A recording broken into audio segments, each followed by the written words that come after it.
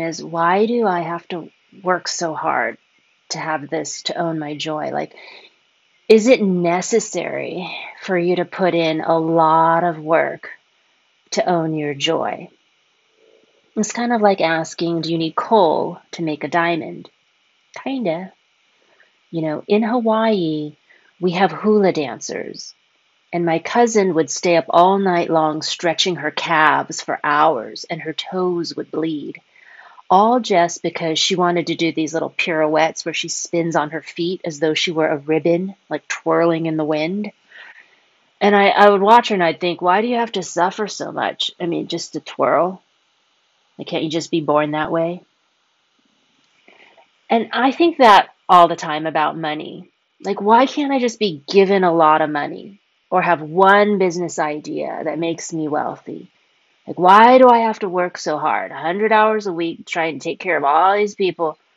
And I think parents think that about their kids. I hear them all the time. Can't we just hire someone to raise our kids? And once I saw this carpenter build his own house from the ground up. And I'm like, can't you just pay someone to build it? Or buy a house that's already perfect? And the reason is, when you do the work yourself, whatever you build, including your own body, including your business or your own house or your own church, it has your love print on it, and it becomes an extension of you. It was made from your own hands, your own brain, your own heart. It was woven straight from the cloth of your soul. It is yours, totally. Like, you own it. It's literally made from your own skin, like your own imagination, your own handiwork. And that's why God doesn't delegate his work to anyone else. He created you himself.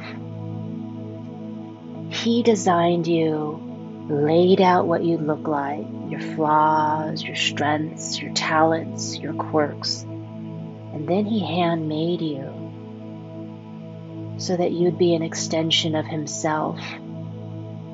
He took yarn, he started crocheting, he started to crochet Mary, and he's like, oops, I made her butt too big. I'll just outline that one in yellow. Oh, it's bigger.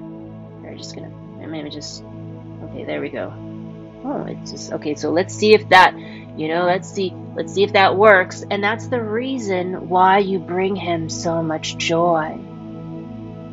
You belong to God because he handmade you specifically just to be you. And there was so much work, there was so much redesigning, there's so much thought that went into making you. And so every time you broke or you got injured or you start to age, God had to make sure that his original design of you could stretch and evolve into your eventual stages. And that's incredibly fulfilling for God.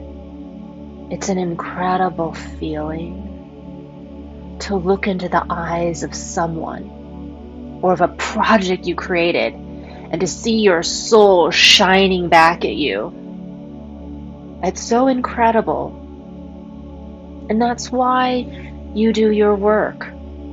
Whenever something's really important, whether you get paid for it or not, like taking care of your sick child, that's your work in the world.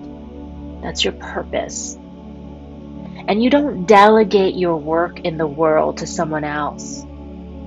Instead, you suffer like the hula dancer, because every drop of blood, sweat, and tears, every last-ditch effort you put into something makes you own it.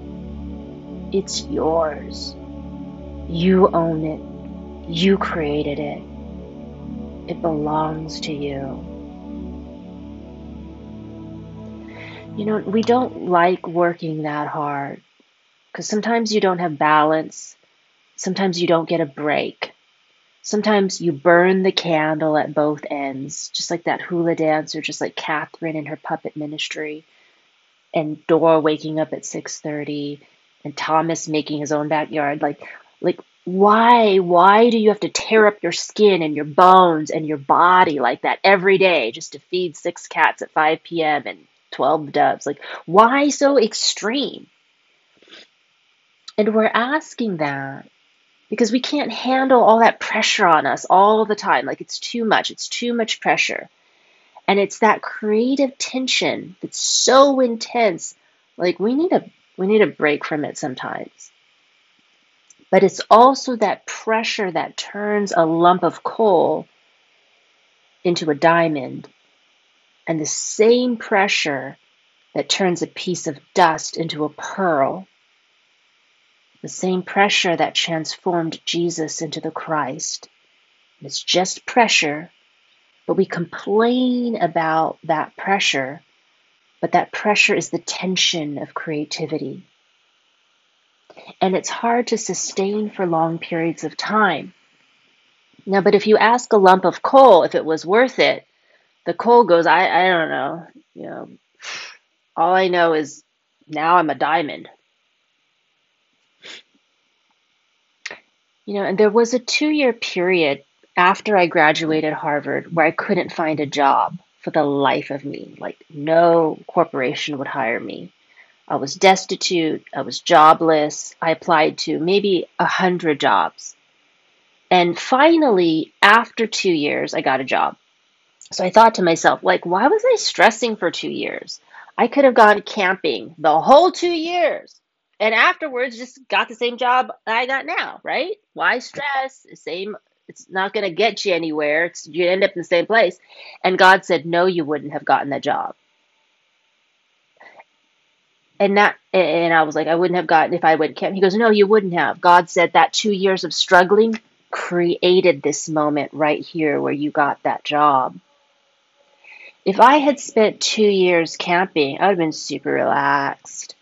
And I needed that 2 years of creative tension to build up to the moment where I could manifest and land that job because I was hungry and my fangs were sharp.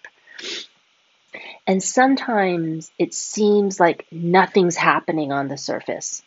Like when Jesus was fasting 40 days in the desert, it didn't look like he was doing anything. He was just hungry. It looked like he was doing nothing. But in fact, in that nothingness, everything was happening. That period of doing nothing was the tension he needed to become the Christ. It was a transformative period. And anytime you're struggling, it's a transformative period for you. You're turning into something that you can't yet see or imagine. You might not even know what it is yet. But one day, you're just not a lump of coal anymore. You're a diamond. You have no idea how you got that way. It just happened as a result of all the pressure that you were experiencing.